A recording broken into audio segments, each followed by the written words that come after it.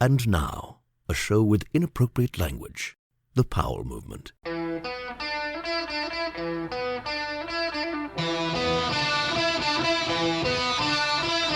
Welcome to the Powell Movement. I'm your host, Mike Powell, and this week, my guest is as good as it gets when it comes to ski media.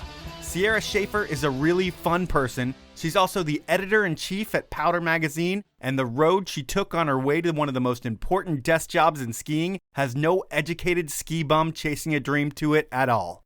This is the story of a do-gooder who grows up wanting to be a writer, and once she checks that off her list, it's time for her to get her dream job. And Sierra makes that happen as well when she took a job with Powder Magazine. And this job is not the standard Powder freelancer, how most people get their foot in the door in the industry. Sierra landed an in-house job, complete with the big benefit package that the ski industry is known for, and a budget to travel and ski the world. Well, maybe one of those things is true. But Sierra's story is really interesting, and she's a talker, which always makes for a great episode. Before we get into it, I want to ask you to subscribe to the podcast on whatever platform you listen to me on, follow me on Instagram at The Powell Movement, and support my amazing sponsors who make this show happen. They are Evo, Stanley, Spy Optic, 686, and the 10 Barrel Brewery. Now, let's talk with Sierra Shafer. We should start off with, it's Valentine's Day. What are your plans for the big couples day of the year? Well, this morning I got up and I ate some chocolate almonds in bed. You fed them to yourself? Yeah. Okay. I will be working all day, and then I'm going to go see Atmosphere tonight. Oh, well, that should be awesome. Do you have a date? No, it's a group activity. I believe you're single. I'm not 100% sure. I'm not sure either, funny enough. I'm kidding. Okay. Because when you are single, do you go out with a bunch of girls and you say, fuck Valentine's Day, I don't even want to think about it? Or how does that work? No, I'm not anti by any means. It's never really been a thing for me, I guess.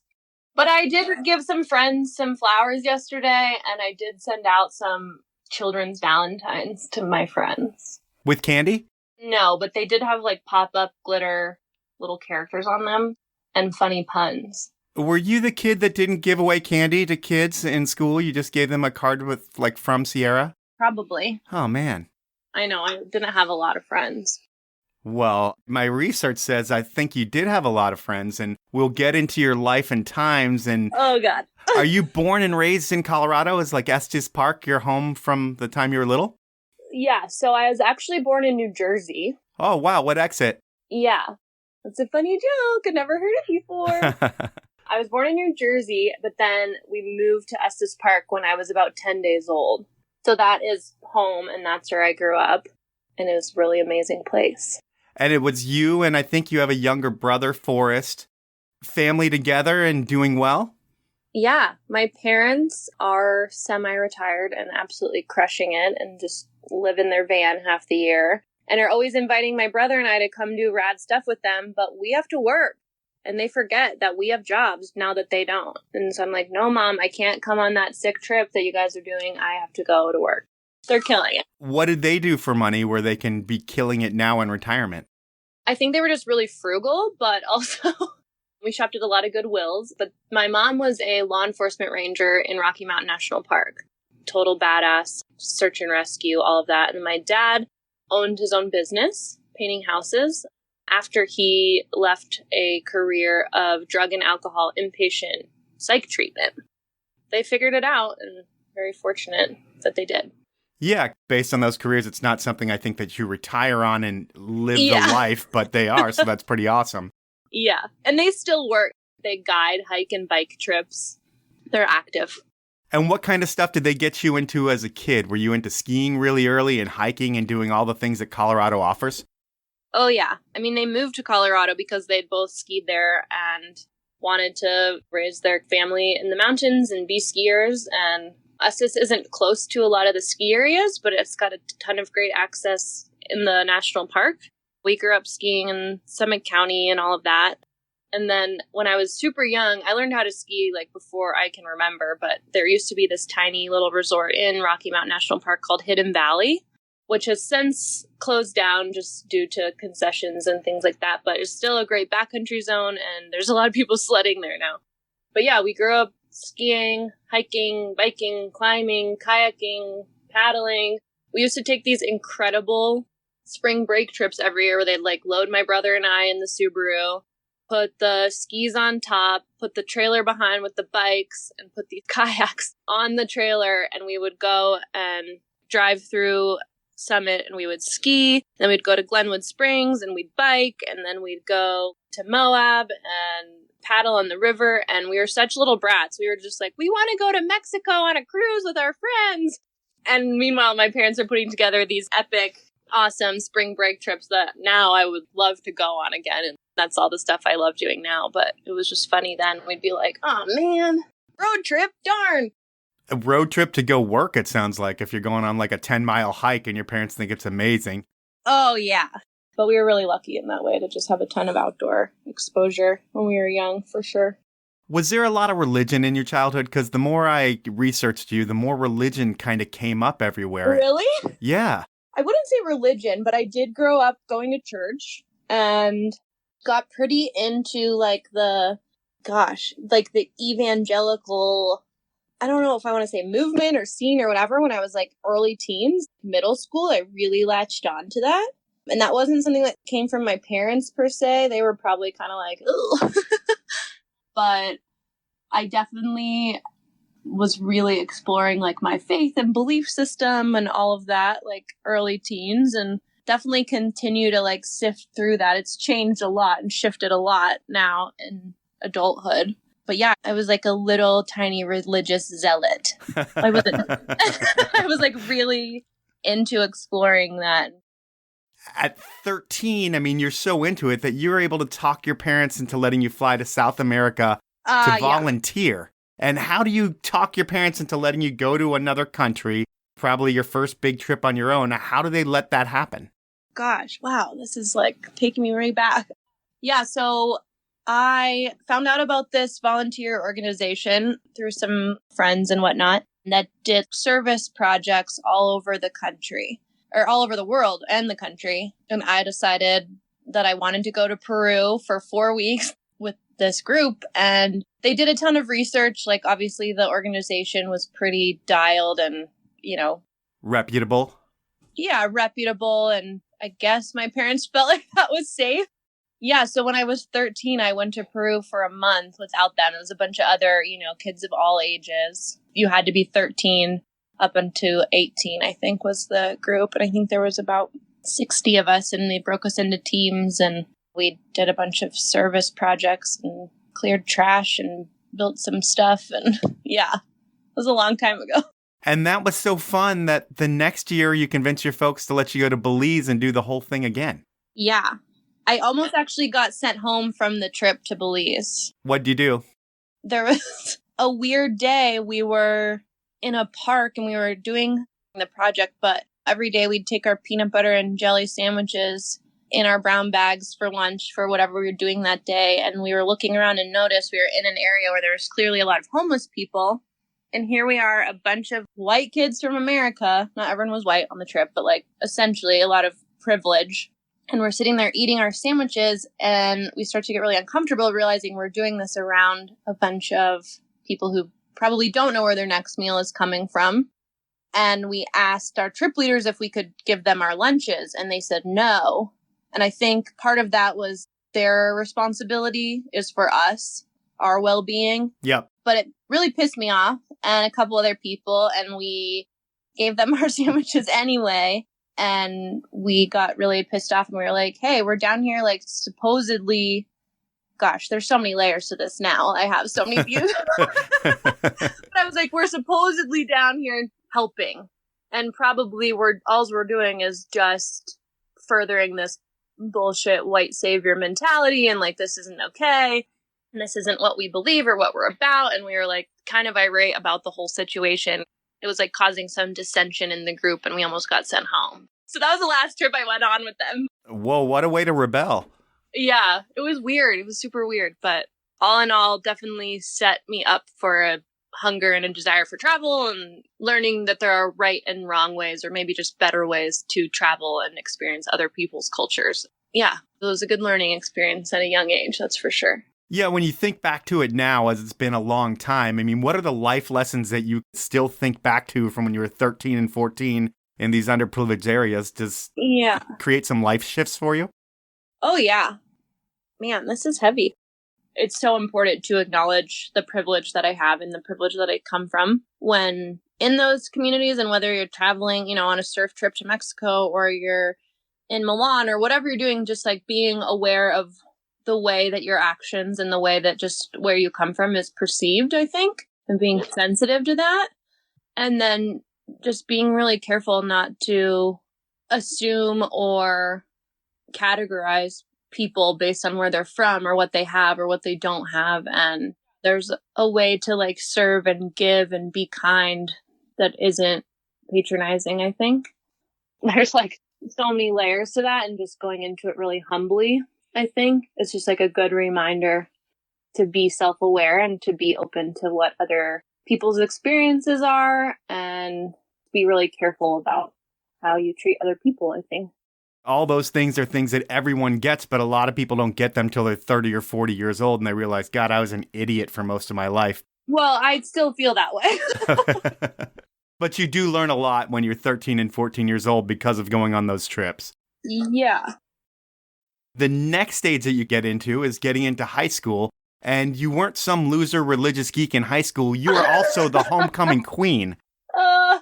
Were you in the group of popular kids all through high school, being that you're a homecoming queen? No, I went to a really small high school, and I graduated with 86 kids in my class, 43 of which I went kindergarten through graduation with. Well, so it was just super small. I feel like we were all friends. There was definitely groups and cliques and all that high school stuff, but the groups merged and it was very cohesive. And so, no, I was not by any means cool and popular.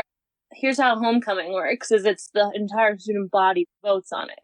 And I think I just was in enough different social circles and clubs and sports and whatever that when the freshmen look at the list of all the seniors, that's probably the only name they recognized, Okay. So they're like, oh, I guess I'll vote for her because I know her. So I think it was just that I was milling about a lot. And you stand out a lot, too, because you're really tall. How tall are you? Yeah, I'm 6 feet tall. Well, it's not even really tall. It's just when we think about women, we don't think about over 6 feet. Yeah. Anything taller is a very tall woman out there. Yeah. Throughout life, that probably takes some getting used to. I mean, first you have to get comfortable with your body. Oh, yeah. What are the things that one wouldn't think about that are annoying when you're a tall woman? Jeans. Just like finding clothes that fit. Especially when I was like, I've been this tall since I was like in 8th grade. When you're just basically a beanpole and nothing fits. Oh, I was such a nerd.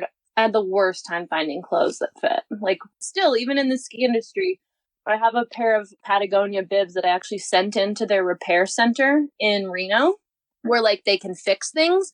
But fun fact, they also can adjust the length. And so they added 4 inches to the length of my bibs. It was awesome.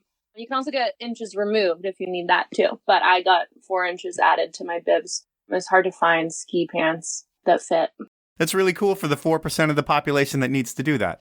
I know. In high school, were you an overachiever, like straight A student, young lifer, that kind of stuff? Yeah, I was. I was in all the clubs. I was student body, vice president, class president. I was really into student council, planned all the dances, was in all the clubs. Yep. Did you break any rules, like drink in high school or anything like that, or was it totally off limits at that point? No, I didn't really drink until like the summer after high school. I definitely snuck out of the house a few times, but like not to drink, like it wasn't doing anything bad. Like to work on the homecoming float? Yeah.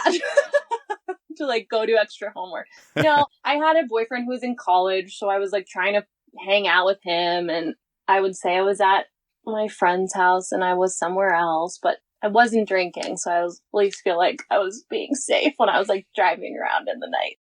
And one story that I haven't heard the whole story by any means, and I don't know what time it happens in your life, so I'm just going to ask it here. I believe you were struck by lightning. Yes. When does this happen and what's the story behind it? So I was 9, and 2 houses down from my house was my piano teacher. I lived on a cul-de-sac and was walking across the cul-de-sac, like end of a rainstorm. And I was holding an umbrella, which I have now noticed in life, a lot of umbrellas are metal. Yeah. Which seems like a design flaw to me. I'm not an engineer, wasn't good at math, but seems like when it's raining, it might also be lightning and not the best move. But I was walking and I got struck by lightning in the arm that was holding the metal umbrella. And it knocked me down in the cul-de-sac. And I was like kind of like getting the wind knocked out of you. Okay. You know that ride at amusement parks? It like is like a spaceship and you lay against the wall and it spins and you stick to the wall? Yeah, I do it every summer. Okay, great. So it felt like that, but to the ground. I like couldn't get up. Just was like, no, and I couldn't scream. But then I just start screaming like bloody murder because I'm totally freaked out. It hurts really bad. My dad comes running up the driveway and the ground was still charged. So he got a shock. Whoa. He was wearing a baseball hat and the little metal button on the top of his baseball hat like burned his head. No way. So he had like a little burn right in the top. But I think he like helps me up, brushes me off. And he was like, yeah, I think you're good. Better get to piano lessons. I like for sure thought I was going to get out of having to go to lessons. And I didn't. I had to go. There was no sympathy. My dad's whole thing always growing up was like, and this is kind of ironic with lightning, but he'd always say, oh, it's just a zinger. And my brother and I still tease each other about that now. Like he got like his knee surgery and I was like, man, just a zinger. Drink some water, you know. Rub some dirt on it. Get back in there. Yeah. So yeah, that's what happened. I would talk about sports, but we already talked about height. I'm going to guess you played basketball and volleyball and you were really good at it and the coaches were bummed when you stopped playing. I played basketball, soccer, swimming, and cheerleading for 1 semester. You were a cheerleader. I lost a bet to my best friend my junior year, and the loser of the bet had to try out for cheerleading. And I did, and I made it. And then I was like, screw it. I'm just going to do it. What is your favorite cheer? Can you give us one that you know by memory right now? Oh, God. I don't know if I remember any of them. I'm sure like if I heard one. Aggressive. Be aggressive. BEAGGRESFIBE. I don't think I remember any of them. I bet if I went to a game, it would come back. But I was actually terrible at basketball. First home game, freshman year, I sunk a sick layup into the wrong basket. But I think that might have helped with my whole homecoming campaign because right away, everyone knew who I was.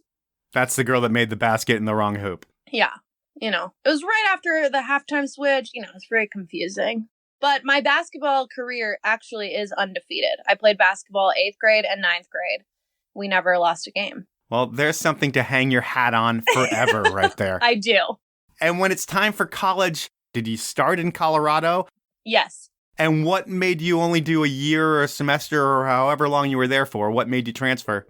So I graduated high school in December, a semester early, and then started at CU in January, like 2 weeks later.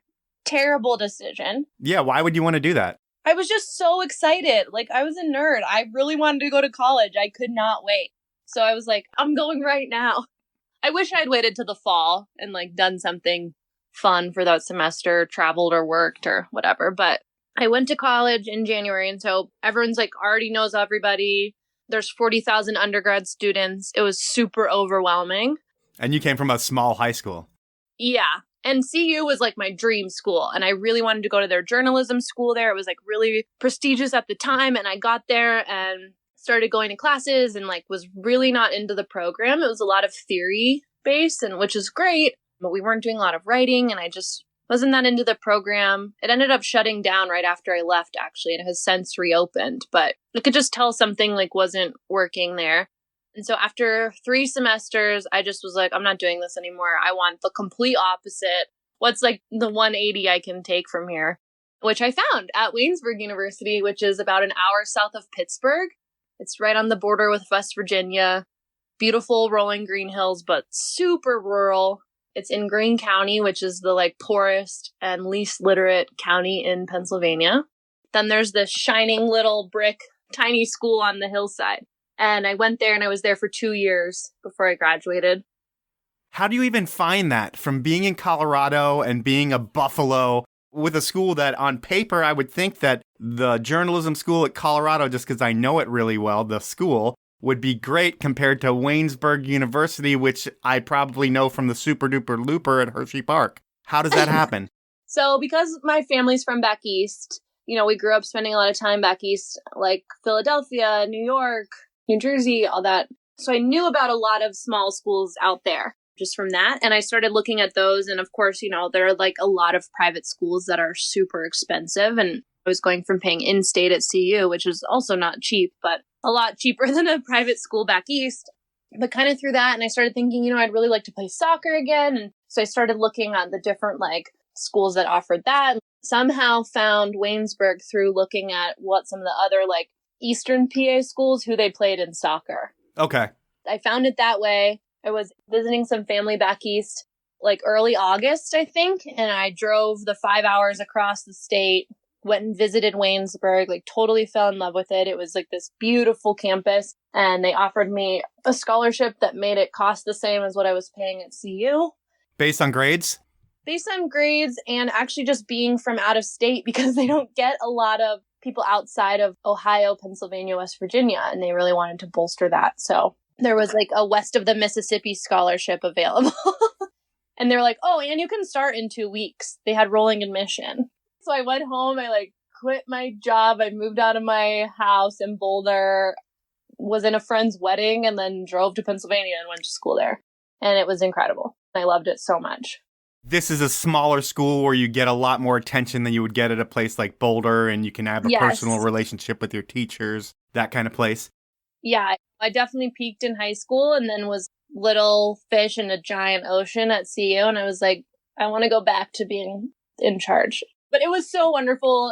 Great professors. I'm really glad I spent 2 years living in that part of the country, because it is so different from the ethos and the worldview that I've grown up part of, being in the West and being around people who enjoy nature and all these things. And I went back there and it's straight up coal mining. Yeah. Students are getting married when they're freshmen. It was so different. And just in the things that have transpired in the world and in politics in the years since I was there, I'm so glad I actually know people from that part of the world, because it helps me to understand something that I have a hard time understanding. So very interesting and a really good experience. Now it is time for me to take my first sponsor break. And if you listen to this podcast a lot, I hope you've started shopping at Evo. They're a big part of why I was able to launch this thing, and that's cool. But what's really cool about Evo are the people who work there, the knowledge they have, and the brands they carry. And while they have their in-store experience on lock, the website evo.com, where this thing all started, has all the brands, all the products, a no-hassle return policy, free shipping on orders over $50, and a low price guarantee. And they always have a deal going.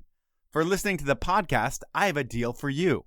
Evo makes a lot of branded products that are just as good or better than the big brand stuff. When you buy an Evo branded product, enter the code POWEL20 at checkout, and you will save 20% on your branded stuff. And know that 2% of this purchase will be donated to youth organizations in our community. My next sponsor is 686, and they have been independent in the world of snow since 1992. They make some incredible outerwear, but the product I've been most stoked on this week is the Everyday Pant. 686 restocked their #1 selling Everyday Pant and shipped me a pair. I've been wearing them for 5 days straight, and I'm sold. Why are they the best pants I've ever owned? Well, it doesn't get any more comfortable than the 4-way stretch material that 686 is using. And the pants are water resistant, which is a big deal here in Seattle. I also love the integrated lace system. It's like a built-in belt. And I know I say this a lot, but style is the most important thing. And like the rest of my 686 gear, these pants look great on me. And if something's going to make me look better, you can bet it'll work with you too. These pants are perfect for work, the bar, the trail, travel. You can do anything in them. You can get them before they sell out again over at 686.com or finer retailers.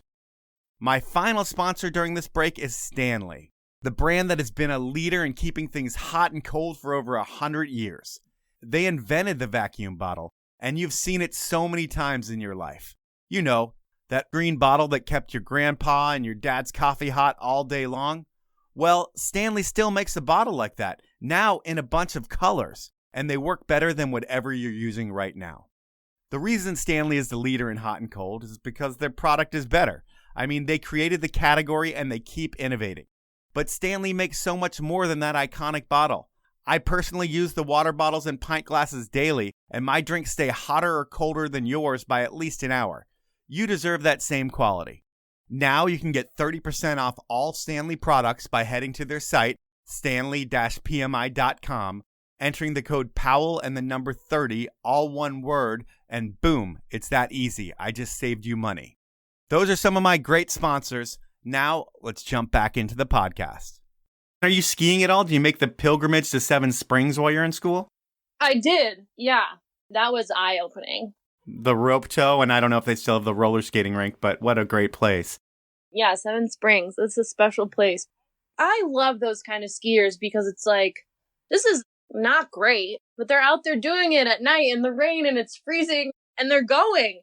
We're so soft out in Colorado and California. We're like, oh, it only snowed 4 inches. I think I'm just going to call it today. We're such weenies, but like people from the Midwest and back east, like they're way more hardcore than the rest of us. I firmly believe that. I feel the big separator is people out west, everybody's glued to the Weather Channel and seeing what the forecasts are. No one cares about that on the East Coast. They're just going skiing. Right. That's just what they do and they love it. And it's not like they're ignorant. They know it's not as big or bad or whatever as out west. They know that, but they go anyway. And I was like, that's way cooler than anybody else. I'm assuming you're working on the school paper. What other things are you doing in college? There was some cool like hiking and stuff. I did theater, but yeah, I worked on the school newspaper. You were also part of I Ate a Pie, or like the president of I Ate a Pie, which sounds like a really dirty fraternity. What was that all about? Wait, I think it was called Lambda Pi Eta. Okay, well, I messed up the name. But I think they should change it to I Ate a Pie. That is the like National Journalists Honor Society for college students. So you were like top of the class in college as well? No, I just was there. I like being involved. I like being part of a team. I think what was cool about Waynesburg is it was by no means like some super challenging academic program, but there were opportunities to like elevate your education by choosing to be part of those things. And I was writing for 2 newspapers while I was still in college and like getting all this great experience. And I got to like be on the tarmac when Air Force One landed because Obama was coming to Pittsburgh. And like I had all these cool experiences just by involving myself in all these other resources, I guess. With Obama being probably the greatest story that you covered in college, or I'll guess that it is, I'm sure there are so many shitty stories that you had to cover. Something happens in Hershey. What's the worst story you had to cover? Gosh, there was some like bad stuff that happened in that town that we would cover in the student newspaper. There was like a fire that killed some children. There was like a rival football team came back to our school after a football game and beat up some of our players with like some lead pipes.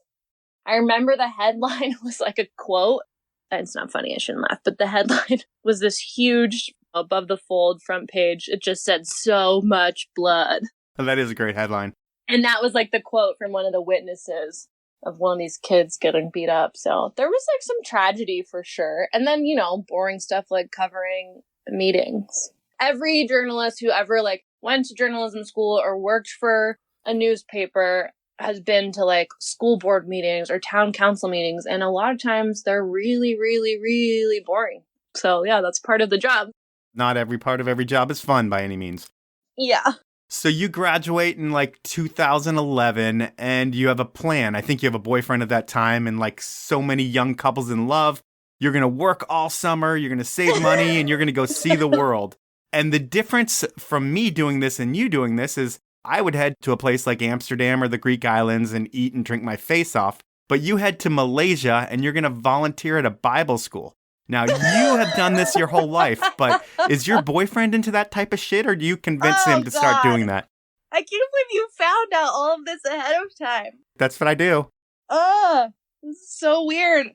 Okay, so, yes, I graduate college, and I went back to Estes Park and worked for the summer at this restaurant bar called Ed's Cantina, which is like the classic like skier climber restaurant bar. Okay. I had worked there all of high school, summers in college, and it's the spot. And you can make a ridiculous amount of money as a kid in Estes Park because it's a tourist town and everybody has to work. So I went back to Estes. Yes, I told my boyfriend, I was like, here's what I'm doing. You can come if you want. I think it's like pretty much how I phrased it. I was like, yeah, I have this plan. I'm going to go work and then go travel and then get a job. And if you want to come, that's cool. And he was like, okay. So he came back to Estes too. We saved up a bunch of money. We wanted to go for like the long haul. And I was like, well, where can we like base out of that we can crash for a long time and then also do all these like little trips that we want to do. And in my hometown, there is a school. It's like part of a network of international 1-year post-high school schools. Yeah, it's basically like a Bible school. God, this makes me sound so weird. Don't worry, I've got more religion coming later. But yeah, there's one in my hometown called Ravencrest. And I was like, well, they're all over the world. Let's see if we can like find one that needs volunteers, you know, work in the kitchen or whatever, like not doing the Bible part. So I sent out a bunch of emails and I was like, hey, we're volunteering, like, do you need people? We kind of want to base out of here to travel, but we're like happy to work for our stay kind of thing. And the only one that got back to us was this one in Malaysia. And they were like, yeah, you can come and stay as long as you want and just help out. And we were like, sweet. And I had wanted to go to Thailand for a really long time and like be in Southeast Asia. And that was kind of high on my list. So we fly across the country. It's crazy there. It's like one of the coolest countries ever because it's super religiously diverse. We stay in this gated house, but it's not in session. So people could rent it to come in and do conferences or whatever. But it wasn't school in session when we were there. But we just helped clean toilets and mowed the lawn and had to watch out for cobra snakes. Huh. It was so weird. It was really, really isolating because of where the location was. But we did get to travel out a lot from there and ended up spending some time backpacking in Thailand. And it was not the trip I think I thought it was going to be, but I loved Thailand. We had wanted to go up to northern Thailand to the mainland, but it was when all that crazy flooding was happening. So ended up spending most of the time down in the islands, which is like pretty touristy. Ton of college kids there to like do Molly and like go to the full moon parties. Sure. And I was like, let's Molly, you know. We'd like just go to the opposite side of the island. And at one point I got to stay in this scuba lodge that we got dropped off there at the end of this road. It took forever to get there and we roll up and they're like, oh shit, we're not open. Like we're closed for renovations. We're not taking any guests. And we're like, shoot. Like here we are in the jungle, you know. And the woman was like this expat from Britain. And she was like, well, as long as you guys don't mind making your own beds and, you know, it was like this little bungalow. She's like, you just have to fend for yourself. You can stay here and I'll just like charge you nothing. And we were like, cool. So just cool stuff like that happened and really good snorkeling and boating and some really cool climbing in Thailand and did that for like maybe 2 months and then came back for Christmas. And when you come back, you were writing, I think it was the Greene County Messenger you were freelancing for in college a little bit towards the end. Yeah. You work a few more years there after college. Do you move back to Pennsylvania to work there? No, I think that might be one of those things where you just put that on your resume so there's no holes. Okay. I was stringing for them and occasionally I would be able to write a feature or something for them that I didn't need to be in Pennsylvania for, but I wasn't regularly like reporting for them at that point.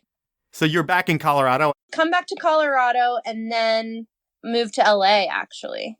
Are you just in Colorado for a couple months and then realize that if you're going to do big things with your career, Colorado's not the place to do it and you need to get out of town and do some bigger shit? I don't think that Colorado's not the place to do it. I mean, that's where I want to be now, ultimately. But freaking boyfriends, he was into film and he had a bunch of connections in LA for that. And I was like, well, just go make it happen. And I drove out there and then was like, the snow isn't very good in Colorado right now. Skiing's not really happening. I was like, I'll just stay, and started applying for jobs in LA. And I had an aunt and uncle out there I was living with, and it took a while, and I ended up just getting a bartending job in LA again. It's a great skill you can take with you anywhere, and was making really great money, twice what I make now probably. So wow. Yeah, was bartending and applying for jobs for a really long time, and finally got a job as a reporter at the Palisadian Post, which is a newspaper in Los Angeles in Pacific Palisades, and was stoked. And I think the salary was like $30,000 or something, and I didn't even negotiate it. I was just like, yes, please. Well, that's like your first real job. It's like you've made it. Yeah. You want to be a journalist and you get that job and you've made it. I've made it. But when you first get to LA, what did you not expect having to get used to in that place? Because I hear it's a little bit different than everywhere else. There are a lot of great things about LA. It was not the place for me. I lived there for 4 years and I didn't enjoy it. I was driving around, going to job interviews and stuff, and I was like so freaked out about driving on the highways, and we'd look at the map and it'd be like, oh, it's 6 miles away, but it would take you 2 hours. Like, not an exaggeration. Yeah. You know, a lot of energy spent and time spent in the car and commuting and driving and trying to navigate it. It's also such a transient place because people are kind of in and out for different reasons. And it was really hard to make friends because you'd meet someone and be like, oh, they're cool. And then they're like, oh, yeah, actually, I'm moving to New York. And so many people are there to be in the film industry. So everyone's kind of looking to network. And I had nothing to do with that space. So people are like, you don't have anything to offer me. Next. It was really bizarre. And I did meet some wonderful people and have some great experiences there. And there's great food and art and music. But it was a big adjustment for me. Well, for some reason, I peg you as maybe a starstruck person that if you were to see someone in the grocery store, your mind would be actually blown. What were the top celebrity sightings that you had in LA? So when I was bartending, a lot of people would come in to where I was working. And I'm really good with faces, but have a hard time placing them sometimes. And so I would be like, man, I know that person. And I would be like, where do I know them from? And it would bug me all night. And then finally I would just be like, have we met before? And they'd be like, dude, I'm on TV. Like, actually, one of the first weeks I was in LA, do you remember there was a TV show? I don't know if it's still around, but it was called Betty White's Off Her Rocker. I think I've heard of it, yeah. Okay, so it was Betty White and all of her 90-year-old friends punking people, like young people. And I was a victim of said punking. No way. Yeah, so fully was sitting there eating my lunch at a patio outside. This weird thing happens, and then all of a sudden by the end I realized, oh my God, we're being filmed. Hidden cameras, there's like someone with a fake baby carriage. So I kind of figured out, and I was like, what the hell is happening? And they come out and they are like, oh, okay, you're actually just were on Betty White's show. Can you sign these releases so that we can use you for the show? And I was like, yeah, that's like the most LA thing to happen to me, like the first week I'm here. I think nothing's going to become of it. Months later, a bunch of people start texting me like, oh my God, I just saw you on TV. And it ended up being the pilot episode, which then ended up being the featured episode on an episode of the Today Show. And they showed our clip like 100 times on the Today Show while they were like doing a segment about Betty White. And I was like, oh my God, it's so bad. That's amazing. Yeah. When I worked in the Palisades, that is like this weird kind of Stepford wife mecca of like the Hollywood elite. Rihanna and Tom Hanks, the top dogs. And I remember one day being in one of the grocery stores up there, and it's Tom Hanks, Ben Affleck, and Matt Damon just standing there with their grocery carts, like dadding it up, just like talking. And I'm looking around for like someone else normal to like at least acknowledge what's happening with me. But like, that's just how it is up there. Like, no one cares because they're all that famous. And I was like, cool, I just have to take this one and put it in my pocket. And like, I covered the spelling bee, you know, breaking news up in the Palisades, but the spelling bee is a big deal up there. And one of the first events I covered up there was the spelling bee, and Ben Affleck and Jennifer Garner's daughter, Violet, won. Whoa. So I'm like interviewing her with her parents and about the spelling bee. And I was like, cool. say hi to your mom and dad for me. That's so funny. But they're just normal for the most part. Not everyone in LA is normal, but in those situations, pretty normal. And then I did work as an assistant for Val Kilmer for 3 days. I was going to ask about that. It was on a Powder Awards bio on you.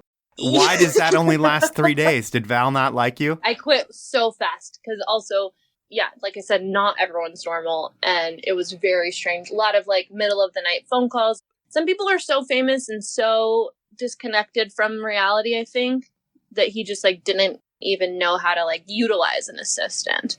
And they had told me when they hired me, they're like, the last girl quit. She cried a lot. Please don't cry. And I was like, I'm not going to cry. But I just quit before I cried because it was just pretty weird. Is the money just ridiculous being Val Kilmer's assistant compared to any other job? I don't think I even got paid.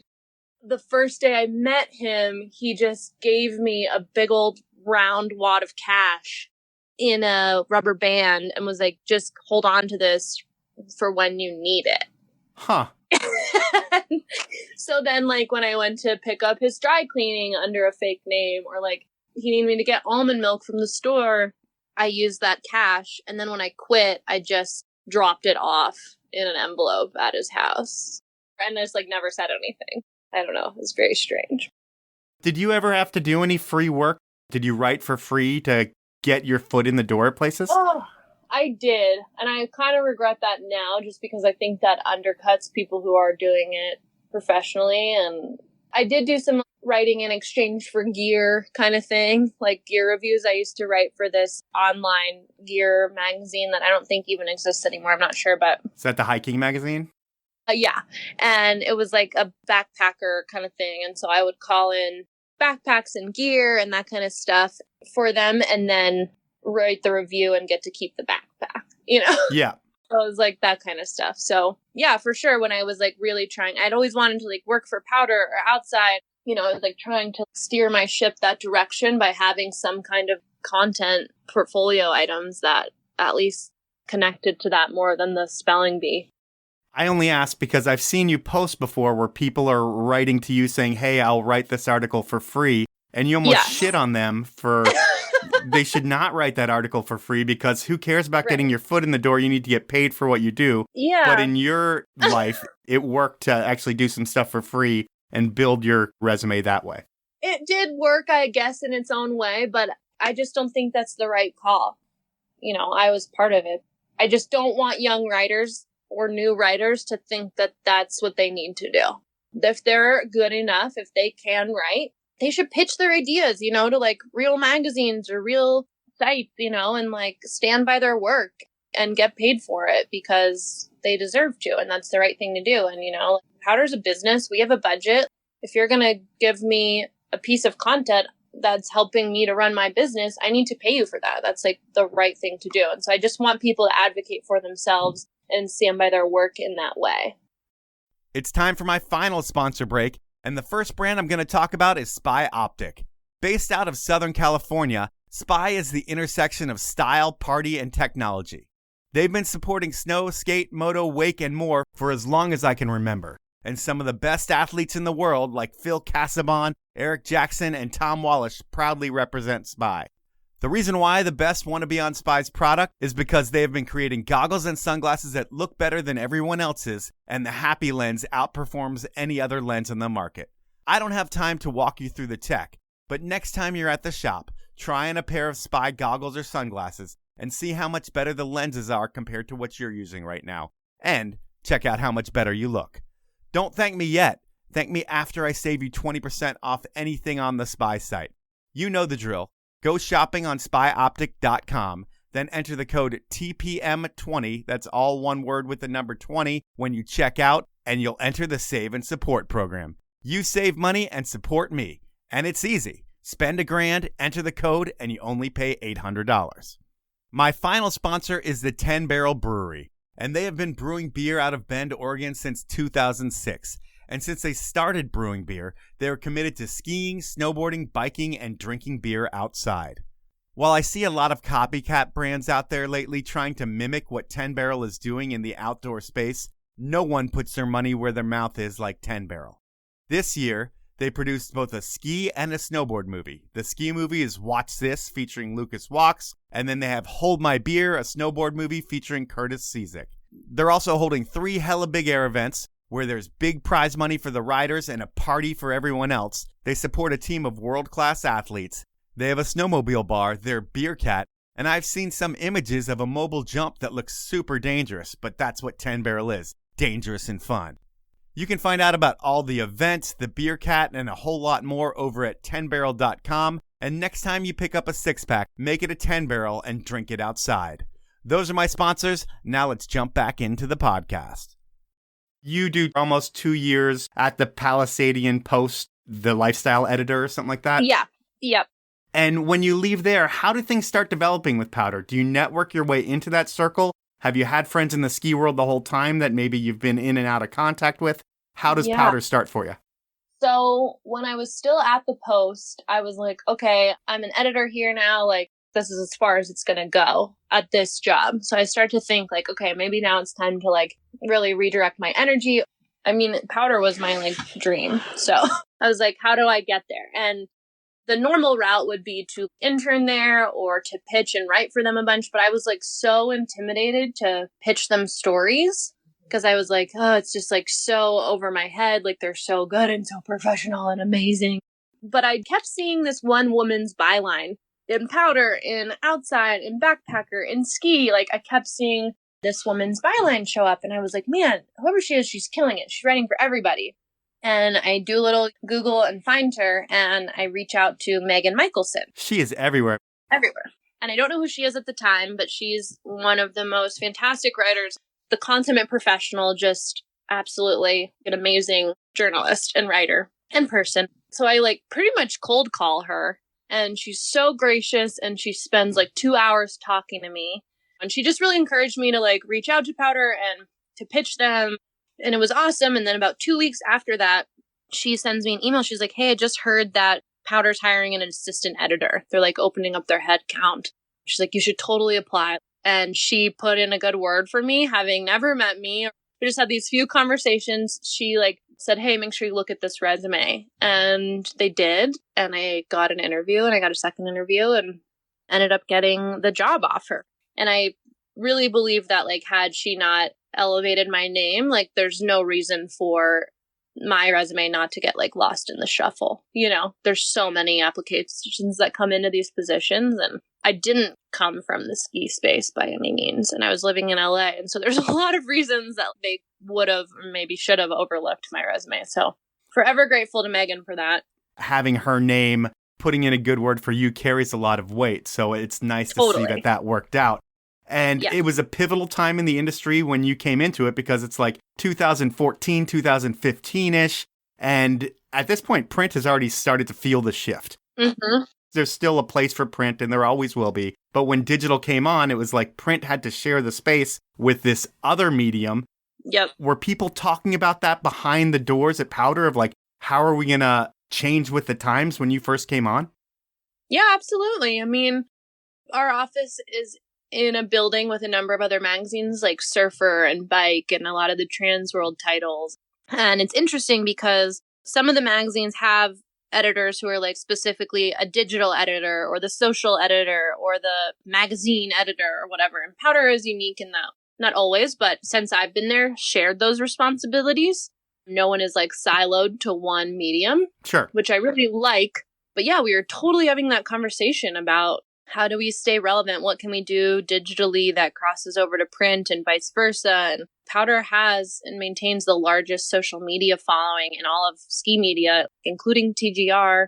We're the biggest, and we talk to the most people. And how do we turn those people into print supporters? Because I think a lot of those followers, you know, they get on Instagram, they see pretty pictures, and they're like, oh, cool. And they have no idea that Powder makes a magazine or that there is this almost 50-year legacy there. And how do we convert those people into like part of the Powder family? So yeah, that's an ongoing conversation we have every day, you know? Well, I think back to when you started, and this is not a full-on critique of Powder, it's more of an observation, because really where you guys are going in the social and digital space today is amazing. I think the trajectory you guys are on right now is correct. But when I look at the digital days from the day you were hired on, Powder's social presence seemed like a computer program that was just reposting old content. And did anybody ever speak up in meetings and say something like, hey, we need to own the print space, but it's more important than ever that we own the digital space as well? Oh, yeah. I mean, I'm sure that was that's still an ongoing conversation. And that comes down from the top sometimes, but it also comes from internally. It's like, I love print and I love the magazine. And I love other magazines. I love holding them and reading them. And I think there's room for both because there's also things we can do digitally that you can't do in print. Digital is more immediate, or the magazine is less timely. And I think we need to make sure the conversation that we have is not about like, ugh, print is our amazing thing and digital sucks and we have to do it.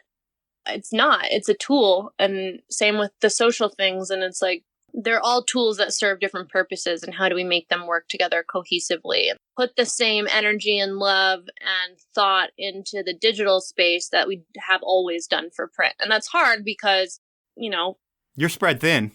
Yeah, we put everything into print. And now to say like, hey, we're going to need you to do 3 times as much with a third of the people and a third of the budget and just keep on going. It's hard. And so it's like you're kind of having to choose every day, like where you can place your chips, Yeah.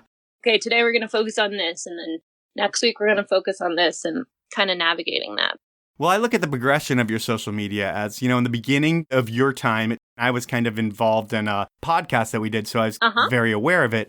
In the beginning, it seemed like it was just reposting old content. Then Powder started responding to comments, and the answers that you guys were responding with, while they were really funny to me, I also read them as very snarky, and I heard your voice every time I read a comment. Were they all you? Only the funny ones. Okay.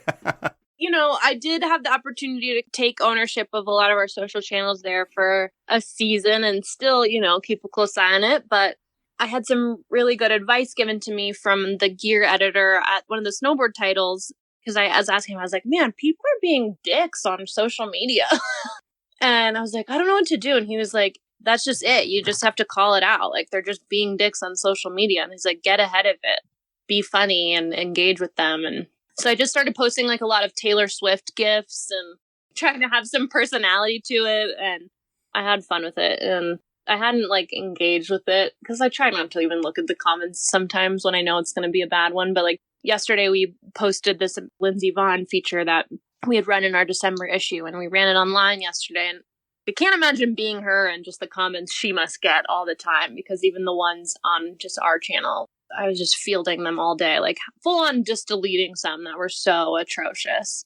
But it was fun to kind of get in there and engage with people and be like, dude, shut up. It's some 45-year-old guy who skis twice a year who's like, she's not that good, Yeah. And it's just kind of fun to like give them a taste of their own medicine, within reason.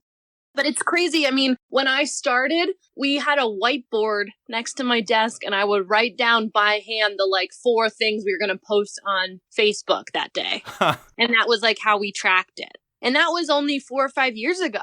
And now it's like we got 15 software programs running and like scheduling and so much more comprehensive and so much more energy. And it's really wild to see how much it's changed and how quickly. And the progression of it all, it seemed like you were reeled in a little bit on snarky comments for a year or so. And then it seemed like every post from Powder was a sponsored post. I know you had to notice that. And I'm sure it's not your call at all. It's frustrating when your voice that you've been using and built starts being used for too many ads. Totally. Especially as our staff has gone thinner and bandwidths are stretched, which is not unique to us. I mean, anyone who's ever had a job has dealt with that. Sure. And the sponsored thing of content was gaining traction, and it's good because we need the money to pay for the stories we do want to tell. But then it starts to look like there's so much sponsored content because we don't have the time to create enough content to counter it. So, I kind of had to put my foot down and say like, hey, there's got to be a limit to this. If there's 3 sponsored posts going up, but we only have the bandwidth to put up 2 editorial things, that doesn't look good. That's not good for our readers. Yeah. And then the thing is, too, a lot of that sponsored content, like, it is good content still. There's still good stories and there's still stuff in there that... It's tough to read sometimes when you read sponsored. Like, I don't click through it sometimes just because I'm like, it's an ad. Which is a bummer because some of it still is really good and is still really well written and is still informative and great. And so we're trying to figure out how to serve that up in a way that is still of service to our readers and our advertising partners. So finding that balance of, hey, we got to make sure that we're putting up enough of our own content too to balance this out. So yeah, I think we're kind of getting better at finding our middle ground there. Well, in finding that, and I don't know if it's a coincidence here, but the social has changed a lot since you were named editor-in-chief, and that was about a year and a couple months ago. I look at everything. It starts at the top, and everything kind of goes from there. Is that you in meetings saying, hey, we have to change this? And I'm hoping it is, because it's something that I've noticed, and it's something you probably work hard on, but how does the change happen internally? Well, I'm a real brat. And my bosses would tell you that, because even if in the end I do what they say, I at least tell them first we're going to argue about it for 20 minutes. Okay. So got to choose your battles. And I think making sure that we don't have a diluted presence in anything we do. The ads are important. I mean, I wish we could be subscriber model. I wish that our millions of social followers would all buy the magazine and we didn't need any ads. But our brand partners are important too. And it's tricky, but I think making sure anything we do is so team oriented, and our team right now is so small, but we all have the same goal, and so it's not just me saying like, no, I just get to be the loud person in the meeting being like, hey, we collectively as a staff aren't into this and like, let's make it better. Another thing that seems to have changed since you took over at Powder is the actual content of the magazine. There were a few years where it seemed to me like Powder wanted to be the New Yorker. They wanted to have great in-depth writing, but not the stories that I wanted or expected from Powder. Then you take over, and this is your first year running the magazine and having your first full run of the magazine out. Is that something that you have talked about in meetings as well as like, hey, we need to get back to what the skiers want?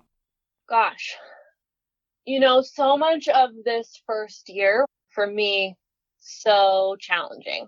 And not just in the normal way that taking on a new role is, but there's a lot going on behind the scenes that made this year so challenging, and what made it possible and what made it great. I think the product we came out with this year, I'm really proud of, has to do everything with our contributors.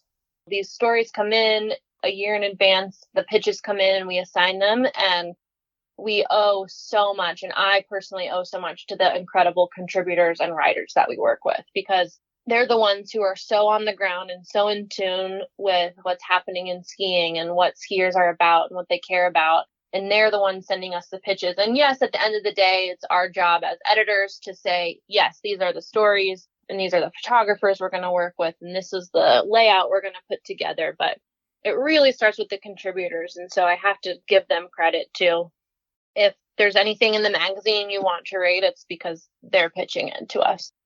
Powder has had a history of building heroes and telling the stories of them. And I always come to these magazines to hear some of those stories and get some culture and some travel as well. But I think it's all mixed together. And I think you've gotten back to that, which is something that I think is refreshing. Well, that's great. I'm glad to hear that. I love getting feedback from people. And I think whether it's positive or negative, we have to listen to it all, and we have to listen to our readers and what they want. And going way, way back to journalism school, it's like, well, what is journalism? And the saying is, it's providing the readers with what they want and need to know. That's like the thing. And sometimes I think it's our job to say, hey, you guys need to know this, whether you want to or not, but also paying attention to what people want to read about. And it's tough because, we talk about this all the time. There's a lot of issues facing skiing as an industry, as a sport. We're very connected to the changes in the climate. And do we ignore that because people come to Powder for an escape and they want to just be inspired and they want to go skiing? Or do we address that? Or how do we do both, and when? And address it with a special episode, The Climate Crisis by Powder. Yeah. And so we're constantly talking about that. We can't just live in a bubble, but also we know that for a lot of people, skiing is that escape, and Powder is that connection to skiing. So it's a constant evolution, and we get it right sometimes, we get it wrong sometimes, but I hope people know that we really care, like so much, like a probably unhealthy amount. And our staff is so invested and so dedicated to just always trying to like refine what we do and make it better. And it's a learning curve for all of us. When you say the staff being dedicated, there's one story that really sticks out to me about the tenacity of your staff per se. And it happens in the circumstances that you get this job as editor-in-chief. So we're at the trade show in Denver about a year and 2 months ago, and the rumor's going around that all the powder staff gets a phone call and it says, get on a plane and head back to California right now. That means you're not going to be able to do any of your work at the trade show. Everybody's shitting their pants. And then there's Kevin back. And Kevin's a sales guy for you guys. Yeah. He thinks he's going to lose his job, I think, like everyone else. But he says, fuck it. I'm not getting on the plane that the corporate people are telling me to do. I'm going to stay here at the show and sell this magazine because I love it. What happened with that whole thing? Because you guys got bought by the people, I believe, that own the Inquirer, which is a scary thing in itself. Yeah. But when you get that phone call, you're at a trade show, you have a ton of meetings lined up, and they're like, get on a plane and come home. What's going through your head? I was starting to think about my next career as a river guide. Gosh, Kevin is the best. He's been with Powder for 20 years. Dave Reddick, our director of photography, I think this is his 27th or 28th year at Powder. They are our backbone. And it's so classic that Kevin, did not make that meeting. So yeah, that was pretty heavy. It wasn't just Powder. It was all the magazines in our building. We all had to go back to the office, and they split us into 2 groups, and one group still had a job at the end of that meeting. So it was really, really tough because it was so out of our control, and all of the people that were laid off are really, really talented and really incredible at what they do. I think the good thing is a year later, I'm still in touch with a lot of those people, and they're all doing really well and have found new ways to use their talents and are in good places. But that doesn't mean that what they went through wasn't just like totally traumatic, And then for the people that stayed, it was like, okay, cool. So we're still here, but we don't have our teams anymore. And I think a lot of people's confidence in these publications was really shaken going through that. And so this past year for me, I was just like, hey, we got to reconnect. We got to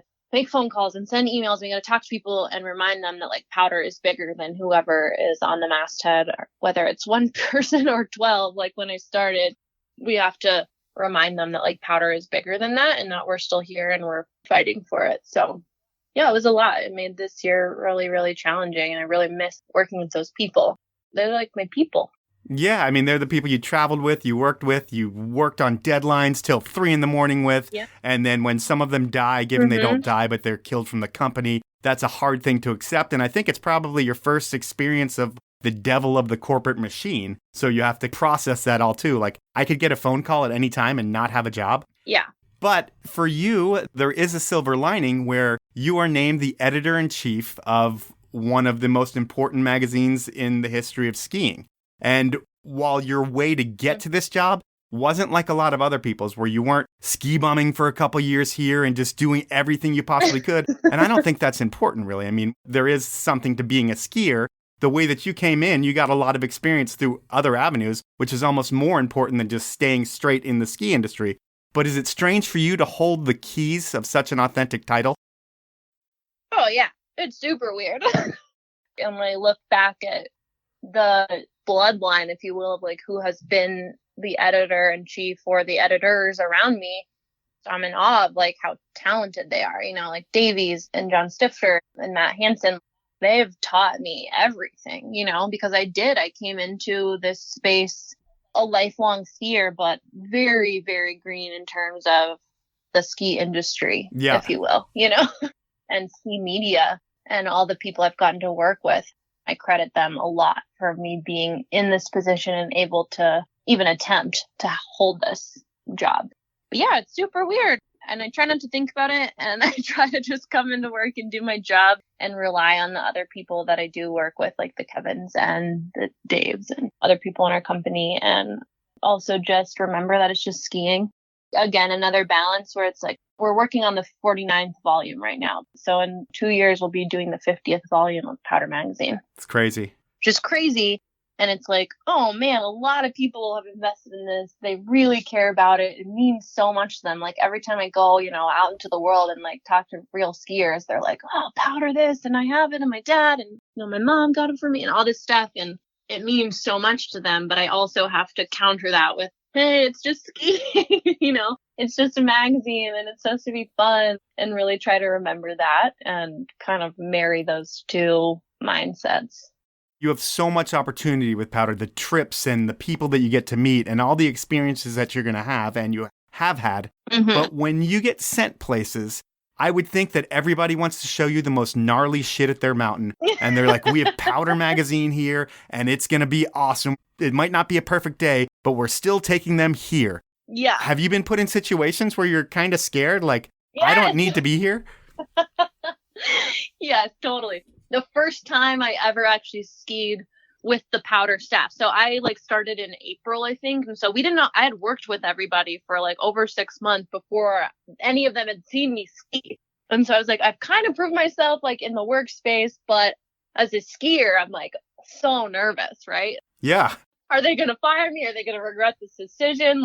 Can I hang? And we were all up at Whistler Blackcomb for their 50th anniversary years ago. And we're following some 19 or 20-year-old local kid up Spanky's ladder and down, in some crazy little back thing. And this is big time for me. I'm I've never skied anywhere like this before. And just the added pressure of feeling like I needed to prove myself a little bit. Everybody's watching you. Oh, they were fully watching. They're like, are you okay? Sierra, how are you doing? Are you okay? I was like, guys, back off. But he's like, all right, there's 2 ways down. You can either straight line this little couloir, or you can go over here and it's a mandatory probably 3-foot air or something. He's like, all right, see you at the bottom. Full light out. And now I've skied there several times since, and it's not a big deal. But at the time I was just like, mother, Yeah. I was like, really? And I remember Matt Hansen just standing there. He was like, just take it slow. All right, thanks, Matt. And it was totally fine, and I could ski it, but I think my skiing has improved a lot, thankfully, in the last 5 years. But yeah, people want to take you on the Nar. And just a couple weeks ago was over in Europe in Courmayeur, and we did a big ski mountaineering tour up and over to Chamonix, and that's the Mecca, and they're not having a great snow season right now, unfortunately. And it was some of the toughest conditions I've ever skied down in, let alone what felt like a 6-hour skin up.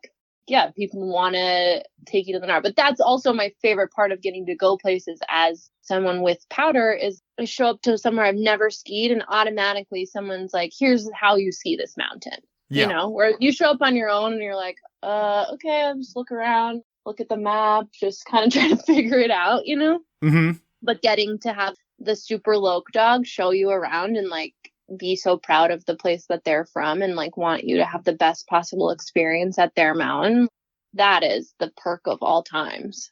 I found that too when I was traveling as well. The only thing I did find was at the end of every trip, you need to schedule a couple of days for yourself so you can actually see the shit that they're not going to show you that they think everybody's seen already. Yeah, totally. Because sometimes they're like, oh, that's the thing everyone does. And you're like, yeah, well, there's a reason for that. It's cool. Yeah, totally. Yeah, that's a pretty special part of getting to travel on behalf of Powder for sure, is the hospitality and just the open arms of people willing to be like, hey, I'm about to show you the secret stash. You can't write about it, but I'm going to take you. And it's like, all right, cool. Let's go. That's pretty rad. And you're surviving in a male-dominated industry, which is what it is. Mm-hmm. Do you find yourself treated noticeably differently because you're a woman? Oh, God, that's so loaded. Yes and no. I would say if I'm ever treated differently. And I'm saying in the workspace. I mean, is Right. there a difference in pay when it comes to men and women in the magazine world? When I was in the position of being offered this job, I negotiated it. So I don't think I'm suffering in that regard of not being paid fairly. Do people think that you can't go on trips or do other things that maybe a male counterpart could do because you're a woman? Do you get any of that vibe? From a very, very, very, very limited group of people occasionally. It's oh, they want to do the bro hang. But I can do the bro hang. You're a chameleon. You can really go anywhere. From church to party, you are there. Yeah. It's from all those different clubs I was in high school. You just mingle. There totally are things that come up where you're like, oh, I know that happened because I'm a woman. But for the most part, I think, especially lately, people are pretty sensitive to that. And my hope is that just your own personality and your own experience speaks for itself. there's definitely times where I feel like, oh man, I really got to step it up, because I feel like if I don't deliver on this, whether it's my job in the office of being the editor, or I don't ski this line as best I can, I don't want it to reflect badly on all women. It's like this weird thing, and I'm sure it's just me, but I feel like I'm shouldering the validity of women as a whole, which is like a pretty big thing to shoulder. But I'm like, man, I can't blow this because I'm the first woman to do it or whatever, or I'm the woman to do it at the time. And I don't want it to harm the opportunities of future women. So it's like, that's sometimes kind of heavy, but I'm sure that's just my own shit. And I can talk about that with my therapist later. Okay. So. Speaking of therapists, I think you have a really good friend named Morrow, and I don't know her at all. Can you tell me about her for about 20 seconds, like who she is and what she does? So Morrow is the ultimate PR maven. She's also my next door neighbor in California and is one of my best friends, but she runs a PR collective called Campfire Collective. And she works for Picture Organic and Labent and Blizzard Technica and has a number of other clients. And she's a super awesome professional. She's hilarious. She's so fun to be around. She's one of my favorite people to ski with. And I highly recommend hanging out with her anytime you can. All right. Well, I have a part of the show that I call Inappropriate Questions. And what I do is I get a friend of yours to ask 3 inappropriate questions. I got Morrow to ask you your 3 inappropriate questions. Oh my God. I take back every nice thing I said. I will play her first inappropriate question right now. Hey, Sierra. It's your pal Morrow coming at you with some truly hard-hitting questions. Are you ready? Okay. First, it's no secret that you're one of Taylor Swift's biggest fans. The GOAT, Lindsey Vonn, is another blonde badass that you really admire. Given the choice, who would you pick? Taylor or Lindsey to be on your world champion Galande coiffing team, and why? I know. It's a tough one. Man, that is tough. I think I would have to go with, I think I would have to go with Lindsey on this one, which I'm shocked to hear myself say that. But Galande coiffing is about winning. It's about total domination. It's about annihilating the competition. And I know Lindsey could deliver. All right. Well, she would have to be healthy to do that. So you have to take in consideration that Taylor's body is probably in better shape surgically, where she hasn't had to have all the surgeries Lindsey has. But you're going to go with Lindsey there. Lindsey's won a lot more than Taylor. Taylor's got a lot more money. But we will go with question number 2. So I polled a few of our fellow Lady Shred pals on these questions, and a couple mentioned this. Turns out you get asked out quite a bit, both on social media and at Aspen's local joints like the Red Onion. What are some of the best/worst lines you've ever been fed? Oh, that's a good one. For real, someone once came straight up to me, completely serious, at a bar in Jackson and asked if I wanted to see his GoPro footage. I thought I was being pranked by a friend because it's like, come on. And I told him no. And then sometimes people are like, so do you ski? Or like, do you want me to teach you how to ski? Or I don't know, just really funny stuff like that. Has a line ever worked on you where someone dropped some line and at the end of the night, you're actually with that dude? I would say it's more the dance moves that gets me. Fair enough there. We'll go with our final inappropriate question. Okay, I'm sure you're hating this by now, so last one. What is the most inappropriate thing you've ever done in a gondola? I'm sorry. I love you. I'm sure nothing. You're a complete angel. Love you. Bye. One time when I was in college after the X Games, which you couldn't pay me to go to now, but I definitely threw up in my hands on the gondola. I told the people I was with I had altitude sickness. Was it just randoms? Oh, yeah, total randoms. I was just sitting there and we were like going up the gondola and I was like, it's going to happen. It's going to happen. I tried to stop it, but I just all in my hands. And I was like, I'm so sorry. I have altitude sickness. I didn't. And you know, some guy was sitting in the gondola like, wow, there's an attractive, tall, blonde girl in here. This is going to be a great ride. And then she pukes everywhere. That's how you get them. Yep. Yeah, that was pretty gross, but I've been naked in a few gondolas, but I don't really think that's inappropriate. I think it's just like more free. Yeah, we'll leave it at that. Well, Sierra, I want to thank you for your time. I'm really stoked on what you're doing over there at Powder. It seems like a lot of things are changing and for the better, given it was never bad by any means, but I like seeing content that I enjoy more, and that's what Powder has become to me this year. So I look at the person on top as the person that pulls those strings and makes those things happen. There's a team underneath that supports and makes it happen, but everything and every business that was time with Sierra Shafer, and you were doing something right over there, and you're always a fun person to be around, and I thank you for your time. In the age of print, Hey, I would thanks always so much. read the I latest appreciate it. magazines cover to cover, studying the photos, talking shit on whose ads sucked and whose were awesome. My favorite ads were the late 90s ride stuff. I loved it. But nowadays I still get magazines, and I look through them, but that's because they are sent to me for free. And they are great, but in my world, I really don't use them like I used to. I never take them on an airplane, I never take them in the bathroom, and when I look at them, I flip through them a lot faster than I used to. Back in the day, I used to buy something off the newsstand at least once a week, and now, I haven't bought something at the newsstand in years. The only difference I notice about my personal print habits are that I recognize when I like a writer's style, and if I do, then sometimes I'll search them on the internet and read their stuff. And to be honest, I've never really done that. It just came into my head and I said it. But for me, magazines are competition as well.